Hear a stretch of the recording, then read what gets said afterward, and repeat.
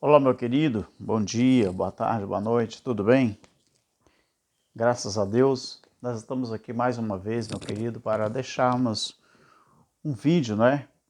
O nosso objetivo aqui não é criar transtorno, criar contenda, criar confusão, criar nenhum tipo, né, de atrito com ninguém. O nosso intuito aqui, né, é sempre esclarecer a palavra do nosso eterno Criador na visão bíblica do jeito que todos deveriam entender. Agora, nós temos que entender também, que não é todo mundo que tem o mesmo entendimento, não é todo mundo que estuda a Bíblia, né? Não é todo mundo que gosta, né, de ficar tempo e mais tempo com a palavra. Sempre que a gente tem um tempo, a gente deve estudar, né? Graças a Deus, o Senhor nos proporciona este privilégio, nos proporciona, vamos dizer, esse tempo, não é?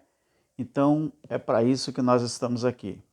Meus queridos, veja bem, eu tenho o meu canal lá no YouTube, né? E você que está assistindo pelo Facebook, né? Que gostam de ouvir a palavra da escatologia consumada, além de você me seguir, né, aqui neste canal, você também pode ir lá na página do Facebook e lá está nosso irmão Alberto Lírio. Aí você vai encontrar lá alguns estudos também da palavra do nosso eterno Criador. Lá no canal no YouTube, o nosso canal está lá para quem quiser ver, né? Canal Alberto Lírio, Evangelho Eterno, a verdade ocultada. Sabe, queridos, deixa eu falar uma coisa para você aqui. Você sabe o que representou o dia 13 de maio de 1888 aqui no Brasil? O dia 13 de maio de 1888, ele foi determinado a abolição da escravatura no Brasil. Por meio dessa lei, mais de 700 mil escravizados foram libertos. A Lei Áurea, que também era conhecido como a Lei Imperial, né, com o número de 3.353, foi o dispositivo que extinguiu, né, a escravidão no Brasil. Mas o projeto, né, dessa lei, ela foi elaborado e também apresentado, né, ao Senado Imperial Brasileiro pelo senador da época, o senador Rodrigo Augusto da Silva, no dia 11 de maio de 1888. Meu querido, por que eu estou falando isso aqui? Porque quando você entende, você que é brasileiro, se você estudou o assunto da escravidão no Brasil, como que se deu e como que foi conseguido a liberdade, não é, desse povo tão sofrido, não é, desse povo tão trabalhador, tão ordeira, como que foi conseguido isso? Então, quando você percebe e entende que a Lei Áurea no Brasil veio para dar liberdade a essa classe de pessoas que era tão sofrido, pessoas de cor, né, assim como eu, né?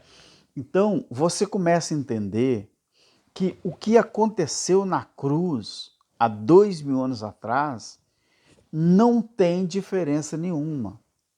O sacerdócio levítico, mas isso, meu querido, é preciso você fazer uma exegese com responsabilidade. Você que é meio, que não tem muito, vamos dizer assim, muito entendimento no assunto, mas é preciso fazer uma exegese com responsabilidade. O sacerdócio levítico, por exemplo, e os sacrifícios serviam apenas como sinal da vinda de Jesus. Por isso que eu falei sobre essa lei áurea. Então, quando você entende que aquele sacerdócio levítico e os sacrifícios serviam apenas como sinal da vinda de Jesus, nenhum deles conseguiu cumprir perfeitamente a lei de Deus. Mas quando Jesus morreu, preste atenção nisso aqui, mas quando Jesus morreu na cruz, ele cumpriu toda a lei, apagando todos os pecados de todos aqueles que acreditassem. Eu vou falar uma coisa para você aqui que talvez você que é cristão, você que é crente, ainda não sabe. Você sabia que a palavra, o verbo pecado, não é um nome próprio? Eu te provo na Bíblia que o pecado não é um nome próprio. Pecado é um adjetivo. Assim como todos os crimes no Brasil foram adjetivados com números. Então, em Israel, porque Deus escolheu Israel para ser a nação dele e representar ele aqui na terra. Lá em Êxodo, capítulo 19, versículo 5, você vai encontrar isso. Então, o pecado era o quê? Como adjetivo? Era a transgressão da lei de Moisés. Mas, irmão Alberto, isso está na Bíblia? Claro, filho. Lá em 1 João, no capítulo 3, versículo 4, pecado era a transgressão da lei. Por isso que a Bíblia fala que não havendo lei, não existe mais pecado. Se a lei de Moisés estivesse em pleno vigor, se ela tivesse ainda no mundo inteiro, não só em Israel, aí as pessoas poderiam dizer que ao transgredir essa lei, cometeram pecado, porque pecado era a transgressão da lei. Mas muita gente, talvez muita gente, quantas pessoas que estão aí, que se dizem cristãos, ou seguidor de Cristo, até pessoas que se dizem evangélicos, mas não ensinam para as pessoas que pecado era a transgressão da lei. Por isso João Batista disse que quando Jesus apareceu no deserto, João Batista, quando olhou Jesus, ele anunciou para os judeus que iam no Jordão para ser batizados. Só judeus podiam ser batizados na água. Gentios não, porque o batismo na água, oblação, significava ali a veracidade do arrependimento. Arrependimento de quê? Daqueles judeus que estavam transgredindo a lei de Moisés. Então eles se arrependiam. Como sinal do arrependimento, eles eram batizados na água. Por isso que o crente de hoje, século XXI, ele não entende ou não entendeu, porque não é ensinado, que o batismo na água representava arrependimento, mas era de quem cometia a transgressão da lei. O verdadeiro batismo depois da cruz está em Romanos 6. Qual é o verdadeiro batismo? Você acreditar tanto na personificação do Pai como no Filho. É isso que diz Romanos 6. Então, quando você entende, Alberto, eu não tenho pecado não, queridos, a não ser que a lei de Moisés esteja no seu coração em plena evidência e você seja judeu. Mas o crente judaizante, como ele não entende ainda, ele acha que ele é judeu, ele acha que ele é judaizante. Então, aqueles sacrifícios que aconteciam no templo, que o templo não está de pé mais, então Jesus, quando ele morreu ali na cruz, Jesus morreu na cruz, ele cumpriu toda a lei, apagando todos os pecados de todos aqueles que acreditassem. Pecado esse que era transgressão da lei. Então, com isso, meu querido, ninguém mais precisa oferecer sacrifício, porque Jesus, ele ofereceu todo o sacrifício necessário. Olha o que diz Hebreus, capítulo 10, 1 ao 4. Olha só. Porque tendo a lei a sombra dos bens futuros e não a imagem exata das coisas, nunca pelos mesmos sacrifícios pôde aperfeiçoar os que a ele se chegam. De outra maneira, teria deixado de se oferecer, porque purificados uma vez os ministrantes nunca mais teriam consciência de pecado. Sabe por que você, não sendo judeu, você tem consciência de pecado? Porque o líder religioso, ele impõe isso sobre você. O líder, ele quer que você pense que você é judeu. O líder, ele quer que você pense que você tem pecado. Mas para esse líder, então Cristo falhou na cruz. Porque pecado era transgressão da lei. E quem cometia transgressão da lei era só judeus. Porque a lei de Moisés, ela veio, não é, para os judeus, é o povo israelita, os hebreus.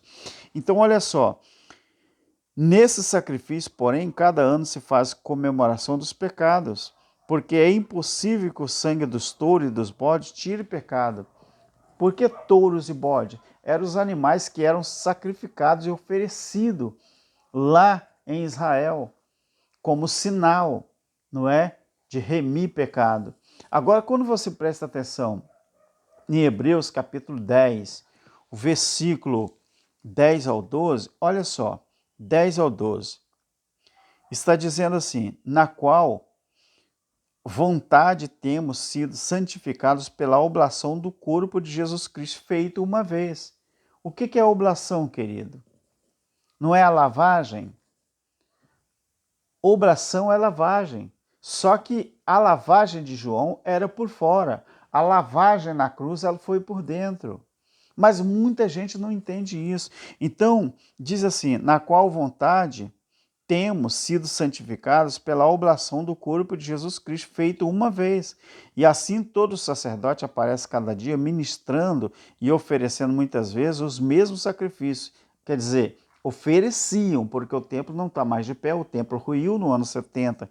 Então eles ofereciam, não é? Os mesmos sacrifícios que nunca podiam tirar pecados.